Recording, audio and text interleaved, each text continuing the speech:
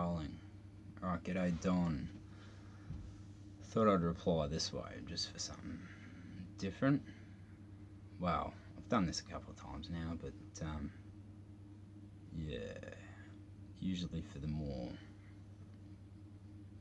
in-depth, nuanced sort of arguments, I guess you could say, I'll get into. But I'll see how I go. It's a little bit late. I'm a little bit tired. It's been a big day, but we'll have a crack. Alright, so first, the Time Man of the Year thing. That is the most notable person of that year. Definitely Hitler that year. There have been other people chosen for Man of the Year because of how evil they were. Stalin was actually chosen as Man of the Year twice. Well, that's a good point. But yeah, my point was that he must have received good publicity at some point to come into power and to bring his ideology into sort of force, I guess, and carry out the atrocities he did, which I believe is possible in this day and age, and the whole vaccine thing could be a bit of a conduit for it, just based on a few of the things I've seen that you might not be aware of, but might be able to get into it. So anyway, vaccines. There is a risk of a bad reaction to vaccines. What they are isn't really relevant, as odd as that may sound. Well, that doesn't just sound odd, that sounds ridiculous. But we'll see where you're going with it. The important part is the risk of the vaccine versus the risk of getting sick without it. Important part is the risk of the vaccine versus the risk of getting sick without it. Well, yeah, risk versus reward. Is it really difficult to even find smallpox? It is really difficult. Well, that's because it's been eradicated, man. Like, it's long gone. The incidents are very small, and usually people who have it in the US brought it in from somewhere else. That was only accomplished through forcing everyone to get smallpox vaccines for long enough to eradicate the disease. Smallpox was simply more dangerous than the vaccine. The same is true for many vaccines, like polio. Yeah, well, these are some fucking old-ass diseases, man. Like we got rid of smallpox a long time ago. We got rid of it. We haven't vaccinated for smallpox since the 70s. So it's sort of like you could bring it up as a success story in the past tense, but in today's sort of debate, it's not really relevant. But you could go over and say, all right, they started vaccinating for it in 1799. Just round it off to 1800. Just say they eradicated in even say 1980 to be generous. It's had 180 years. It's a long fucking time to get your shit together with that vaccine, yeah? Maybe some other things popped up in the meantime that might have contributed to getting rid of smallpox, because something tells me that they didn't get to every single person on the planet and vaccinate them against smallpox. Like, I'm not saying it didn't help, but maybe it wasn't the be-all and end-all. But if you've got some actual evidence that contradicts that, yeah, happy to take a look. And same with polio. Polio is a funny one. I could get into polio a little bit, the way they changed the diagnostic criteria after the vaccine, the controversy with the live vaccine and the dead vaccine, and let's not forget that when you see a little kid with Guillain-Barré syndrome and they're in a wheelchair and they've got that tube in their nose, it's pretty much your eye and lung right there, isn't it? Like, isn't that how it works? This is just modern technology. It's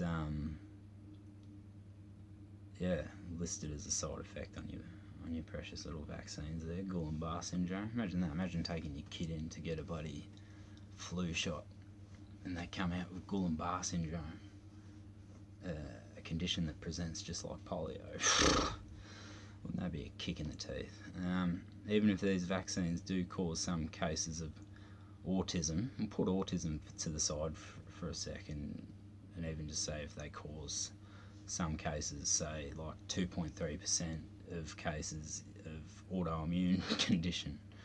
That's fucking stupid. The rare chance of autism is significantly less dangerous than the danger of being crippled. Well, I guess it depends how that autism manifests. Like, a friend of mine, his 16-year-old's autistic son killed himself. That's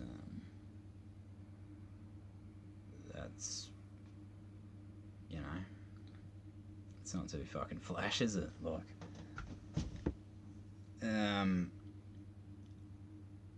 well, it's easy to get upset about some chance of something happening to you, and it's easy to get upset about something happening to you, and that's what you got to remember. A lot of these anti-vaxxers, they're just people that did the right thing, took their kids in, and came out with an issue, whether it was seizures or Guillain-Barré syndrome or autism or SIDS or whatever. So, yeah, it is pretty easy to get upset about things like that when nobody is old enough to remember how many people died all the time before we had vaccines to control diseases. Well, a lot of people are old enough. A lot of these doctors are in their 60s, 70s. Surely they'd be old enough to remember some shit like that. You were talking about the equivalent of walking a tightrope without a net because you were worried about the possible net injuries like rope burn or even death if you crush your trachea. Well, I'm not sure what that is. We'll assume it's something on your body if you're falling from a tightrope. Don't know why you wouldn't just say head. Anyway, seesaw. Your analogy is incorrect. The better way to put it is if your child and other people's families are on the seesaw near a cliff. You either run the small risk of your child falling off, or you keep your child safe from the risks of vaccination and instead risk pushing the whole seesaw off the cliff with your child and everyone else's on it when they all get some preventable disease like polio, which still has no cure, by the way. Remember that the risk to the rest of the population caused by you not vaccinating your child only happens after your child has the preventable disease to spread it to someone else. She still has the disease. It's not like passing on a hot potato.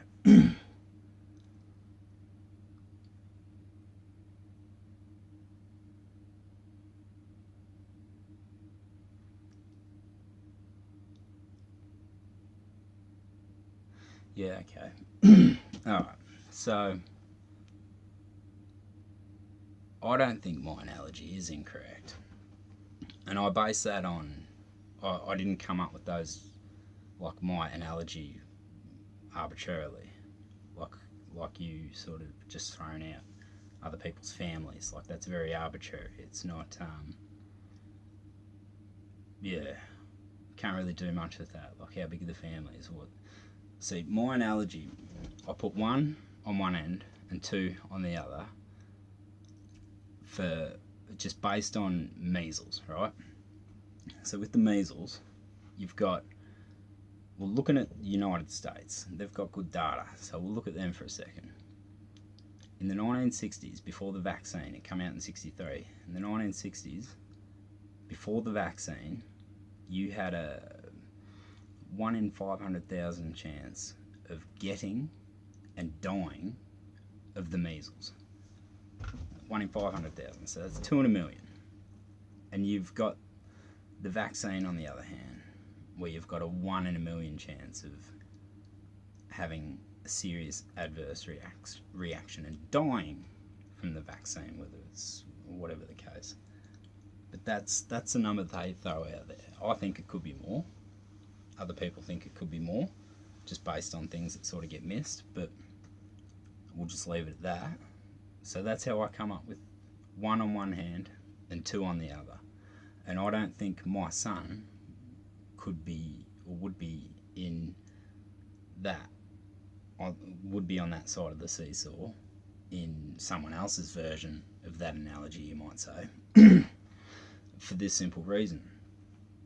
When, like, taking that 1 in 500,000 of the whole population to just those that get infected, 1 in 10,000 of people that get infected with the measles died from the measles. And so you might say that's still pretty risky, not vaccinating, you know, if you're worried about that 1 in a million. But yeah, that's sort of, anyway. But I don't believe that we would be in that 1 in 10,000, because that, to me, says that one person of the 10,000 has a compromised immune system to the point where the measles kills them. And so it's funny, like back then, rather than try and bring out a product for that, you know, to protect the one person if they get the measles, like rather than focus on trying to help them, we just said, all right, we'll just vaccinate everybody, even though 9,999 people will probably do just fine. We'll vaccinate everyone, and out of 1 million people that come in, 1 of your kids is going to have to die, so we can protect those 1 in 500,000 people. That's sort of the way I look at it, like that. And you might be able to say, oh, what about polio? It's like, all right, well, let's vaccinate for polio, but let's do it once the kids have got a chance of actually developing proper immunity. Like, why do we give hepatitis B on the first day of life, and then 2 months, and then 4 months, and then 6 months? It's because it doesn't work. It couldn't work because the kids don't have a proper immune system to build that response yet. So why do we do it? To get them used to it? I can't make any sense of it, apart from to say that it's a way of finding out pretty early on who's going to have a reaction and who's not going to have a reaction, and it's a lot easier to hide in a little kid that can't say, hey, my head hurts a lot since I got that needle earlier. I'm feeling a lot of pressure on my brain and it's making me uncomfortable. They, you know, a newborn baby can't say that. But if you wait till they're 2, till they can talk, till they can communicate in some sort of tangible way, then that's something I'd be a little bit more supportive of. But the way they do the program now, it's not very, it's a fucking shit show, you might say. So, yeah, until I can see actual evidence that what they're doing is right, which it doesn't seem to be, because autism rates are going up, cancer rates are going up, autoimmune conditions are going up. And if it's not vaccines, well, what is it? Work it out. And until you work it out, I'm going to listen to my gut. My gut's telling me that there's a fucking issue with the vaccine program and the pharmaceutical industry in general. Alright, anyway, moving on. So, yeah, hot potato. On one other thing I want to point out to you, this is not arguing counterpoint to anything you said, but just something to think about. Most people who argue against vaccines, particularly the autism and cancer claims, point out the increased incidence of autism and cancer since vaccines came into use. Well, that was in 1799, so I wouldn't argue that sort of component too much. But there are a myriad of other things that have changed during the same time. Yeah, that's what I say about everything with the smallpox and the hygiene, and things change. Yeah, there's other correlation doesn't equal causation, does it? That have changed during the same time, such as chemicals in our food and on our food, I haven't really seen good evidence that genetic modification in itself makes food less healthy, but the reason that Monsanto does it is so that the whole field can be sprayed with Roundup herbicide and it won't kill the food you are going to eat. Yeah, I actually know a couple little things about glyphosates there. The vast majority of non-organic food has been grown while being sprayed by Roundup, which is also made by the same people who made Agent Orange to be sprayed over troops. There is no telling what kinds of problems that is causing when you eat it. There are also the chemicals added to widely used processed foods for preservatives, flavour enhancers. Oh yeah, we touched on flavour enhancers there the other day, didn't we? I had a little conversation with Nestle about growing flavours on aborted fetal cell lines, much like they do the rubella strain in the MMR vaccine. Flavour, colouring agents, anti-caking agents, and all kinds of other purposes. We never really think of these things, I do, but we still don't have a clue what is actually in a lot of our food, especially in the US. Well, yeah, see, I do, and I tend to agree with you, and that's why I've never exclusively said I believe vaccines cause autism. I've never held that solitary belief, but I do believe they are, just like glyphosates on all our food, are a contributing factor. But it's not just them. I think it's everything. Everything. It's the chlorine in our water, the fluoride, it's the mercury in everything. Yeah, the fillings, the vaccines pre-2000-ish. It's the aluminum hydroxide. It's just so many factors that sort of come together and create this perfect storm of toxicity, I guess you could say. And that's sort of what I believe, that it's set up in the parents, even in the grandparents maybe, through this thing, epigenetics. And yeah, to me it's like a bit of a sliding scale, and it's almost evolution in reverse to a certain extent, because when you look at epigenetics, the way it works, to me, I look at it and I can sort of see how evolution would unfold through that mechanism of the environment interacting, like the way our genes interact with the cells and how the environment impacts that, and how just like that could, through generation to generation, have that sort of evolutionary change of encoding new things into our DNA to cope with the new environment that we're trying to contend with, so to speak. It's just that this environment's artificial, and we're changing it through, as you say, just this fucking shit show they've got going on there at Monsanto. Like, as you say, they're genetically modifying the food, specifically so it won't die when they pummel it with the Roundup, the glyphosates, which is effectively an antibiotic. So what happens when you're just constantly consuming an antibiotic? It's going to kill your gut bacteria, surely. And what does the gut do? It just sort of controls everything there, doesn't it? Well, it seems to be intricately related, like the whole gut-brain connection. I'm not sure if you're familiar with the fecal transplant studies in 2016, where they took the bacteria, which is sort of like the bacteria, the fecal matter from healthy kids, and put it in autistic kids, and they showed massive improvements in behavioural and cognitive and all that sort of thing.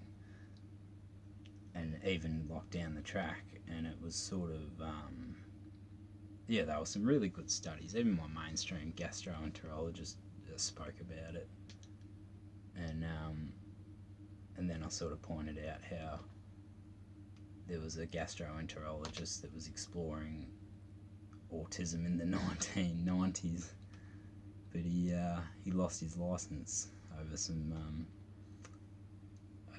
shit. Andrew Wakefield, but it's interesting.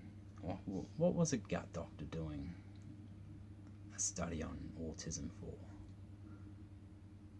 Well, that's an interesting one. Why did he lose his license? Did he commit fraud?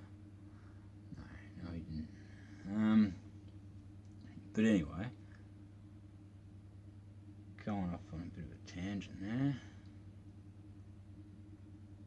There's no telling what kinds of problems. So I mean, you've made some good points, especially about the food. That's when we first found out about the autism and started learning about it. That was pretty much the first thing we did. We cut out all processed food, anything that had any of these things that you mentioned, the anti-caking agents, the preservatives, anything that didn't sound like it was actually food. We'd give it a miss. We even tried going gluten and dairy free, just because we were worried that he might be having trouble digesting or processing or assimilating, whatever they do, the protein, gluten and casein. So we cut that out, and we saw massive improvements straight away from a diet change. And yeah, I'm a big supporter. If I was to say, gun to my head, what causes autism, I would say it's a myriad of things, but the food we eat is probably the biggest factor. I'd probably call it probably a 60% factor, and I'd probably call vaccines like maybe a 15% factor, and I'd have all these other things that would flow off from little numbers from there, but that's about where I'm at with it. But I do think vaccines are an issue just because of the way they're delivered and what's in the fucking things. It's like, you can make the argument that there's aluminum in breast milk. It's like it's a different kind of aluminum. There's not aluminum hydroxide, and it's not delivered intramuscularly. It's different. It's different. It's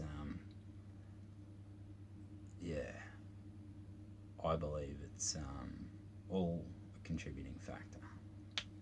But, and just to go back to the analogy, the seesaw analogy, right? If I scroll back up at some point, where are we? Yes, I made a comment back at the start of this thread, and it finished with a study. Okay, I'm not sure if you read all this, but I'll just quickly read what I said.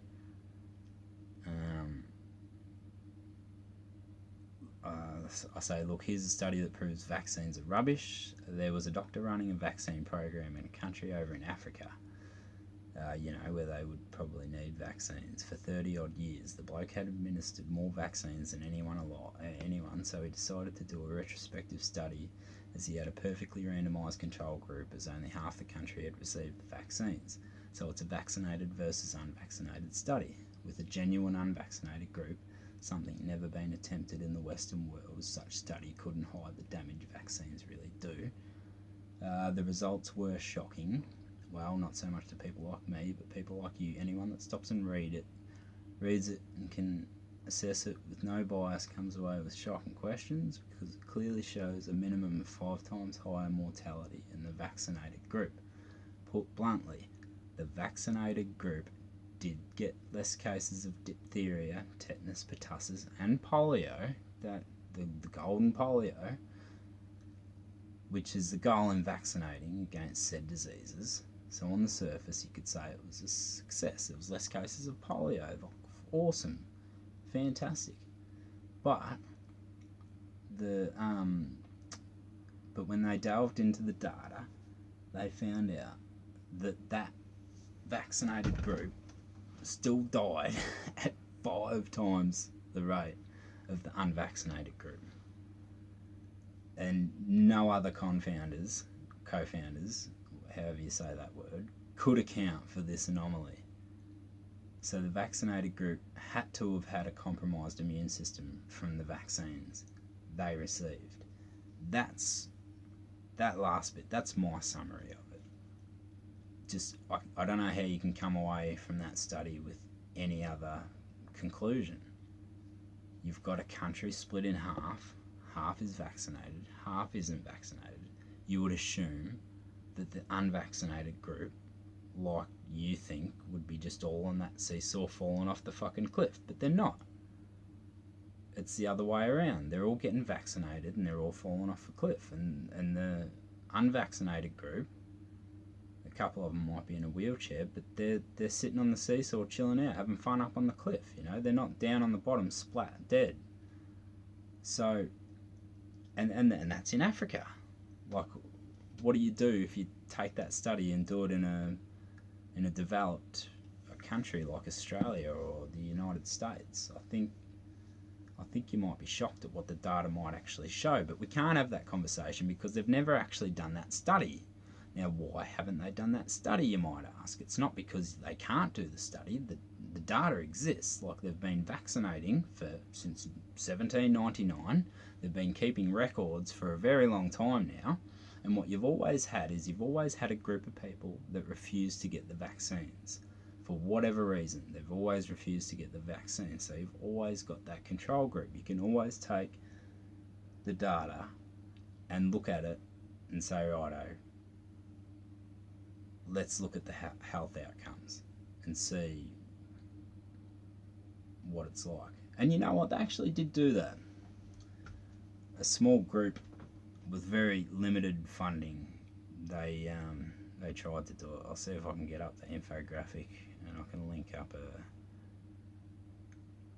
I can give you the link for the actual study, but just to put it, if I can find it.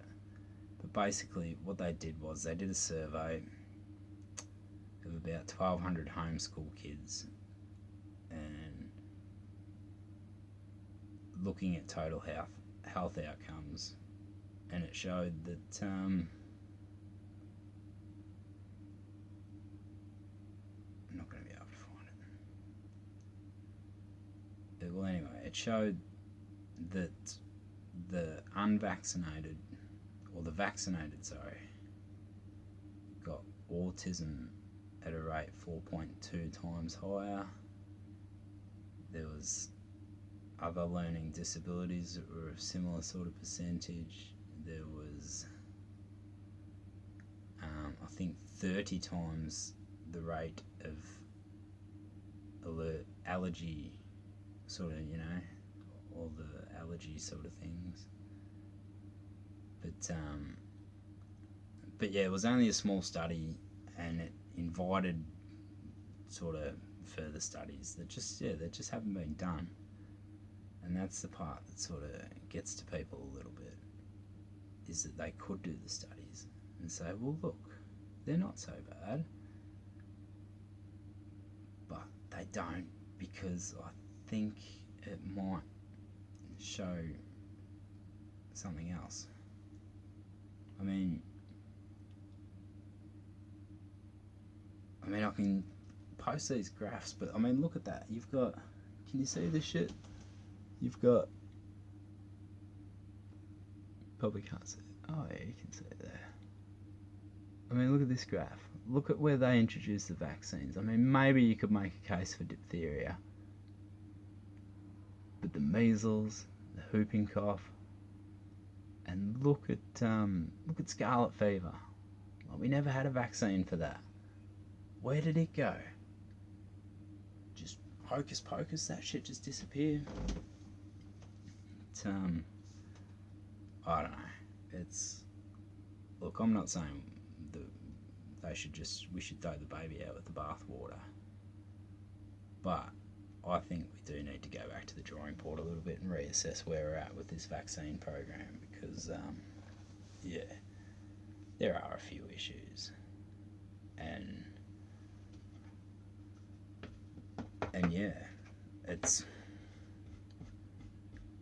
like when they look at that study and they see that the unvaccinated group have less problems with all the learning disabilities, and they have less problems with all this sort of thing, and they say, like, oh, it might not be the vaccines, like you say, it could be the food, it could be this, it could be that. And my thing is, like, well, let's find out what they're doing and do that, because what these other fuckers are doing, it's not really working.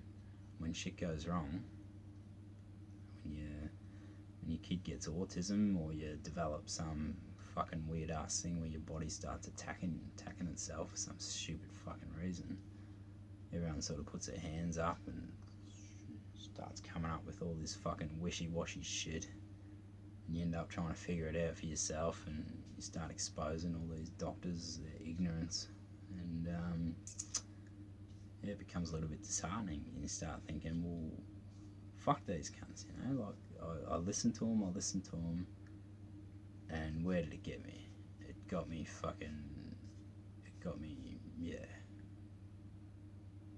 to a place. I go into that, like how I came to be anti-vaccine, if you'd even call me that. Like, I'm happy for everyone to get vaccinated if that's what they want to do, but I also support anyone's decision not to get vaccinated, and I'm certainly not worried about fucking polio making a comeback. Like, if I found out that there was a school near me and everyone wasn't vaccinated, like, I'd have no issues sending me kids there. Like, this this just isn't like a huge concern for me, because well, nothing's a really big concern for me. I mean, look how many people die of just all different things. Well, we don't just, well, we are at the moment, lock ourselves up in our fucking houses. Like, how fucking ridiculous. It's I'd rather live and take that risk on life a little bit, and have faith in Mother Nature to a certain extent, because I think we've come a long way in so many areas. And people think of anti-vaxxers as these people that are against doctors and hate science, and well, that's just simply not the case. Like, I love that shit. I've always loved that shit.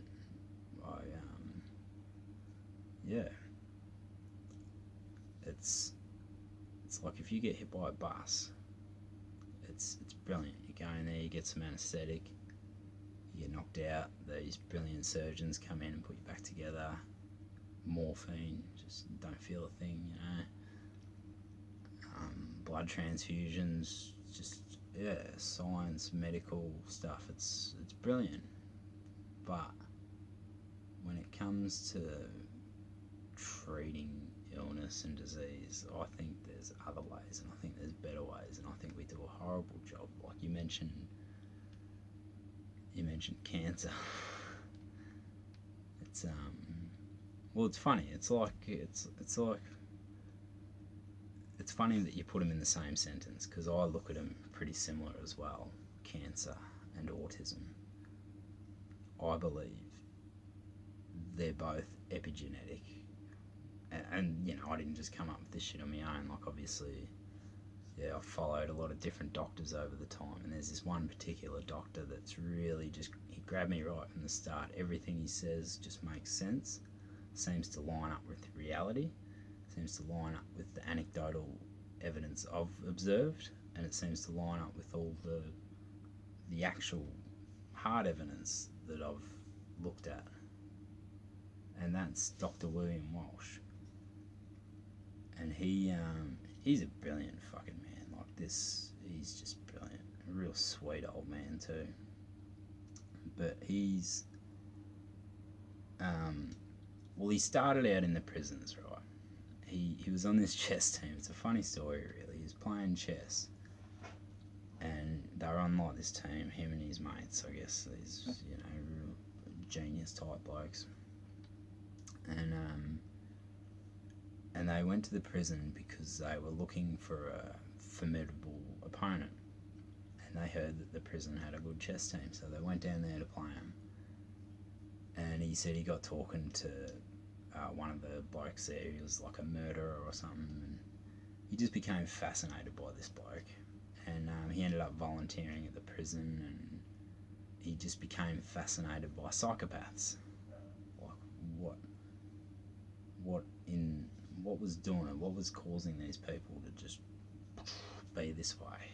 And he, in particular, focused on families that would have, like, as he described, the three all-American boys, just, your clean skin, just your average bloody law-abiding citizens, and then all of a sudden you've got this anomalous sort of child that is pulling wings off bloody birds at age 2 and just doing weird things and ends up in jail, murdering people. And so he became fascinated in that sort of thing and studying it and studying. I think he was involved with Charles Manson's autopsy. So, really well credentialed bloke, knows his stuff, and he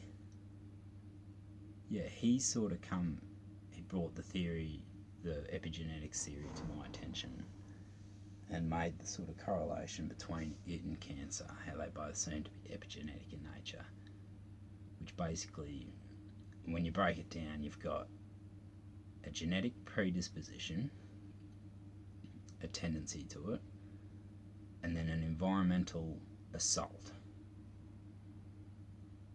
And now, for some, that environmental assault might just come, well, it might come in the way of, like I say, the food and all the thing, but what might cause a regression is just the impact of the vaccine, like getting the fever and having that, I think it's been described as a cytokine storm in your body. It's a fair old reaction. And there's the theory that, that can cause sort of like a regression. So it sort of appears like the vaccines cause the autism when it's all these other factors as well, but it's just been really, really brought to everyone's attention very, very quickly, because it's been taken to the next level through the vaccine. And well, at least that's what you could extrapolate from what sort of parents report. Like, all these parents report a regression. They say it's a coincidence, but I don't believe in that many coincidences, especially when there is an actual proven mechanism of which a vaccine can cause a condition that presents just like autism, whether you'd call it autism, because then it becomes a question of what is autism. Like, I don't know if you've ever gone through that diagnostic process, but it's not like they can just do a blood test and check your genes and say, oh yeah, that's positive, he's got autism. Like, it's a behavioural thing, like they've got to observe. It's very, like, it can be very abstract. It's like one kid might get diagnosed in one centre, he might not get diagnosed in another centre. Like, you sort of don't really, it's a funny one. And so if a condition presented like autism, but it wasn't autism, well, how do you make the distinction? You know what I mean? It becomes very fucking murky.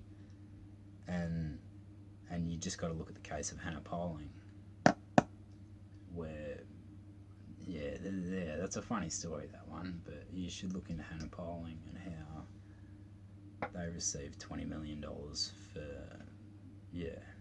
an injury from a vaccine that was pretty much autism. But,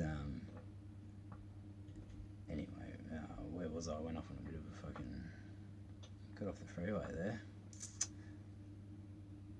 So, that's, there's a lot of reasons, but I think I've sort of presented a few few reasons as to why I believe. And there's, and getting back to the United States and the injuries, like, how would you know if the vaccine was doing damage? Well, you'd assume through post-marketing data. But how do you get the post-marketing data? You get the post-marketing data when a doctor recognises a vaccine injury and reports it. But if doctors don't know what those injuries could be, how are they supposed to report them? And so vaccine injuries go unreported. And you might say, well, that's, I don't know that for sure. But if you look at a study Harvard did, I think in 2011 in America, they, at the request of HS, Health and Human Services, I don't know, at the request of one of the big governing bodies over there, they carried out this study where they automated the system, so all injuries were sort of put into the system automatically, like they weren't getting missed, and like they did it for a small section, and it was to sort of check the feasibility of carrying it out and blah blah blah. But what it showed was that only about 1% of adverse reactions were being reported.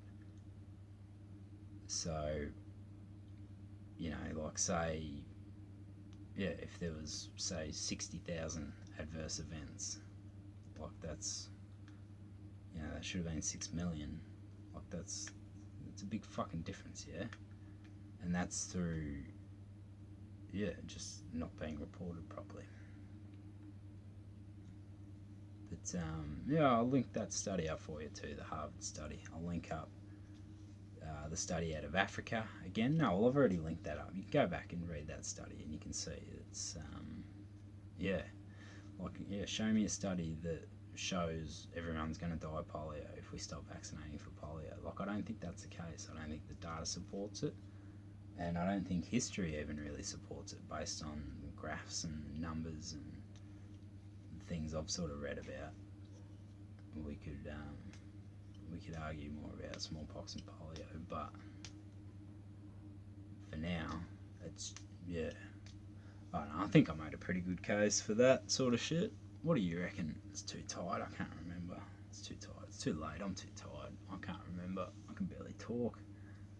So, maybe I'll have another look at this in the morning. It's almost 1 a.m. and I've got a early morning again tomorrow, I reckon. So, anyway, Don, this was fun. Don Plemons, if that's even really your name. Just kidding. No, but seriously, thank you for getting back to me in a cordial manner. I appreciate the discourse. I enjoy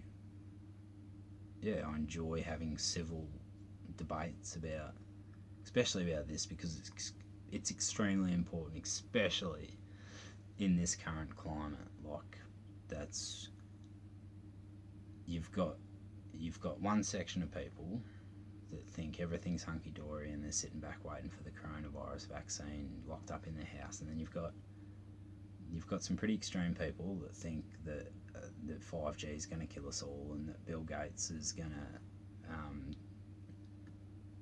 wipe out 6.5 billion people.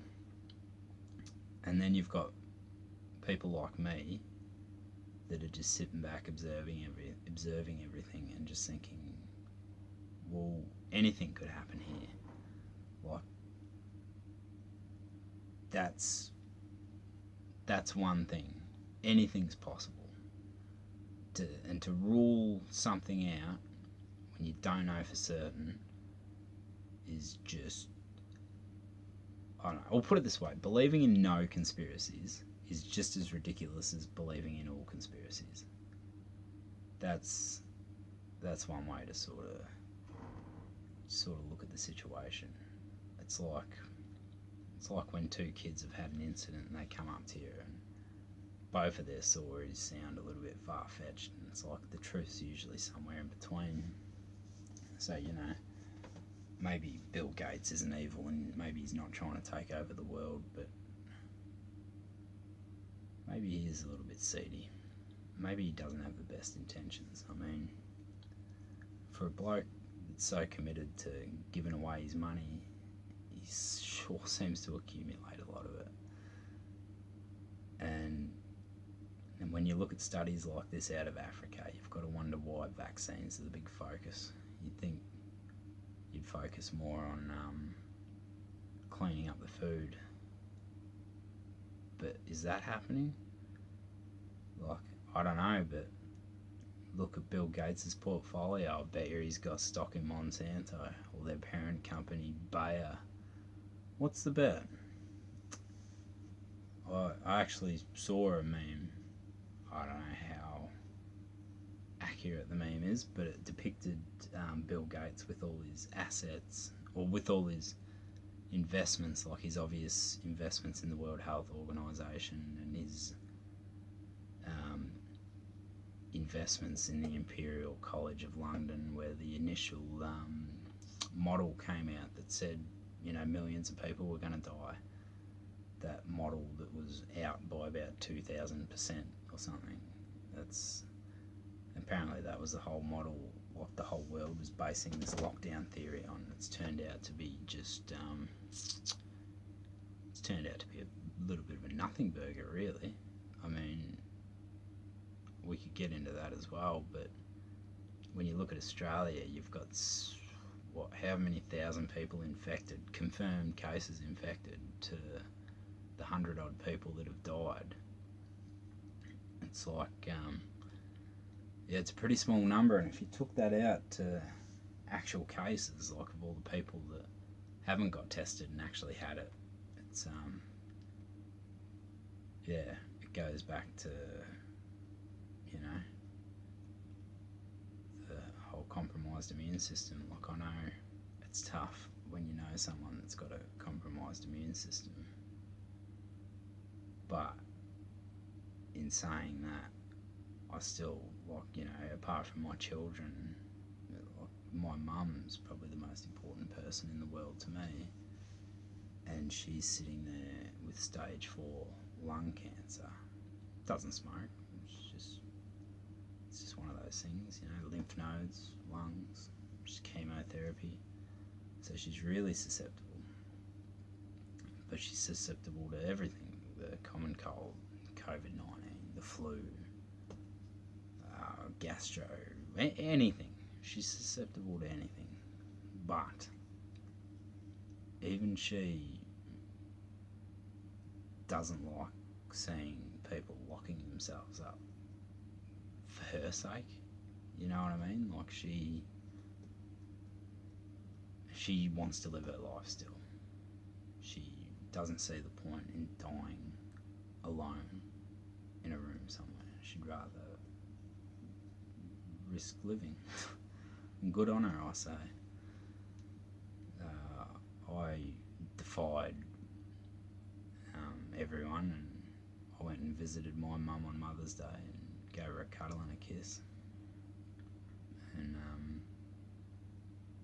And if she had died from COVID-19 and it turned out I had COVID-19 and there was a chance that I'd given it to her, then yeah, that would be fucking terrible. But imagine locking yourself up in your house and then hearing that your mum had died and you never got to see her. Like, that's, I don't know, she wants to live, and she wants to see her grandkids, she wants to visit people still, she wants to go to the shop still.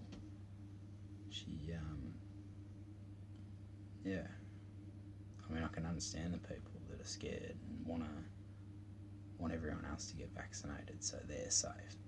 That's, it is. It's fucking selfish. It's a selfish way to be, and it's like I've said, it's not based on reality. When you look at the studies out of Africa, when you look at